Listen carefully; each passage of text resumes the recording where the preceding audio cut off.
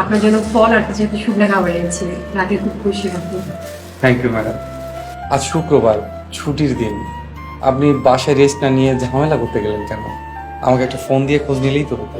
Mister Mostafa, আপনি আমাদের অফিসের সিনিয়র এমপ্লয়ি, আপনার খোঁজ নেওয়া আমার দায়িত্ব। ধন্যবাদ। কি ব্যাপার, বুঝতে পারবেন না? ও, আমি তো ভুলে গেছি, আপনার বাসা মহিলা মানুষ নেই, চায়ের ব্যবস্থা নেই। আপনি যদি কিছু মনে না করেন তাহলে আমরা বাইরে যেয়ে চা খেতে পারি। বিশ্বাস করবেন কিনা জানি না, আমি শুক্রবারই সবচাইতে বেশি ব্যস্ত থাকি। কাপড় চোপড় ধোয়া, রান্না বান্না, জুম্মার নামাজ সব মিলিয়ে অনেক ব্যস্ত। ও, বুঝতে পেরেছি। আচ্ছা, ভালো থাকবেন। একদিন আমাদের বাসায় আসুন। আমি কিন্তু একা থাকি না, আমার বাবা মা ভাই বোন নিয়ে পুরো পরিবার থাকি। আপনি একদিন আসুন, আমরা সবাই খুশি হব, আর আপনিও পরিচয় হয়ে যাবেন। ইনশাআল্লাহ, যদি কখনো সুযোগ হয় অবশ্যই আসবেন। ভালো থাকবেন।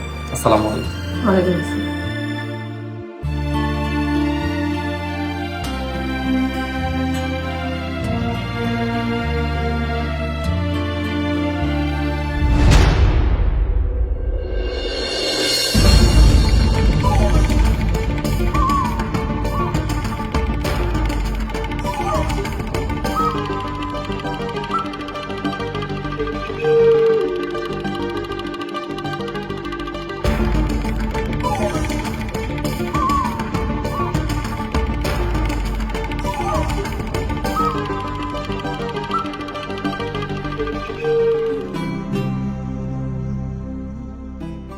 হে আল্লাহ, শারীরিক অসুস্থতার জন্য মসজিদে জামাতের সাথে নামাজ আদায় করতে পারলাম না।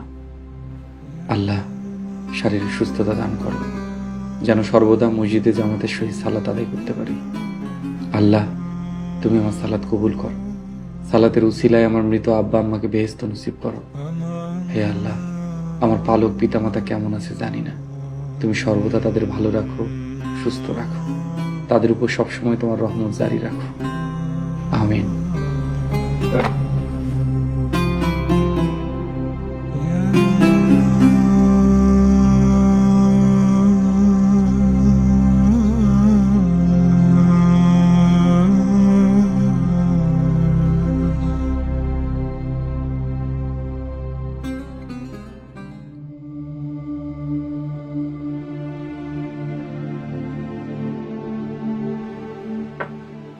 আইজা ভাই, তুমি কি শুয়ে পড়ছো? আয়, কিছু কবি?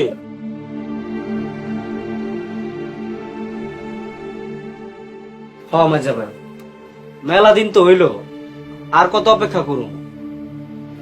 কি কইতাছস? কিছুই তো বুঝতেছি না, কিসের অপেক্ষা? তুমি এখনই ভুলে গেছো। আম্মা যখন তোমার জমি কালো করে দিল, তখন তুমি আমারে কইছিলা 1 সপ্তাহের মধ্যে মোটরসাইকেল কিনা দিবা। এরপরে 6 মাস পার হয়ে গেল, তোমার কোনো খবর নাই। তুমি আমার সামনের সপ্তাহের মধ্যে মোটরসাইকেল কিনা দিবা। আমি আর কোনো বাহানা শুনতে চাই না ভাইজান। মুন্না, তুই আমার কেমন ভাই? তুই তো সবকিছুই জানোস, আর তুই কেমনে এই সময় এসে আমার মোটরসাইকেলের জন্য চাপ দেস? ভাই, এমন তো কথা ছিল না, তুমি আমার মোটরসাইকেল কিনা দিবা কিনা কও। দেখ ভাই, সময়টা কিন্তু খারাপ যাইতেছে, একটু ধৈর্য ধর। তার মানে সময় ভালো না হইলে কি তুমি আমার মোটরসাইকেল কিনা দিবা না? শোন, এই সংসারটা কিন্তু আমার টাকায় চলে। আমার ভিসা ক্যান্সেল হয়ে গেছে, বৈশা খাইতে খাইতে টাকা প্রায় শেষের দিকে। খারাপ সময় পার হইতে দে, সবারটা সবারে বুঝাই দে। ও ভাইজান, তুমি এখন আমার খাওয়ার খোটা দিতাছো? তুমি যে আমি 25 লাখ টাকার জমি নিজের নামে করে নিছো, ওইটা কিছু না। ভাইজান দেখো, আমার মোটরসাইকেল চাই না। তুমি আমার ন্যায্য জমি তুমি আমারে বুঝাই দিবা। মানে তুই কি কইতে চাস? দেখো ভাইজান, আমার জমিতে সব ভাই বোনের হিসাব সমান। তুমি 1/3 জমি আমার সাপ কাবলা করে দিবা, তোমার লগে হিসাব খতম। মুন্না, তুই এসব কি কইতাছস? আব্বা আম্মা এখনো জীবিত, আর তুই ভাগাভাগির কথা কইতাছস?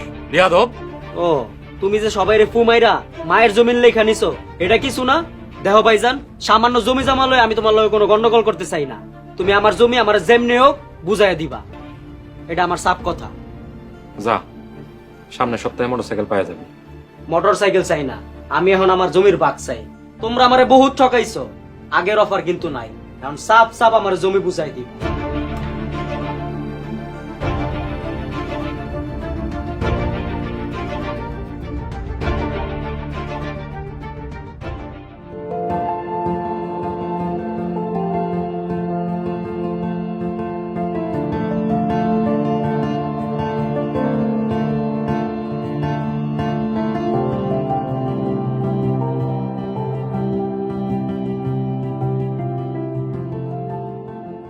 হ্যালো।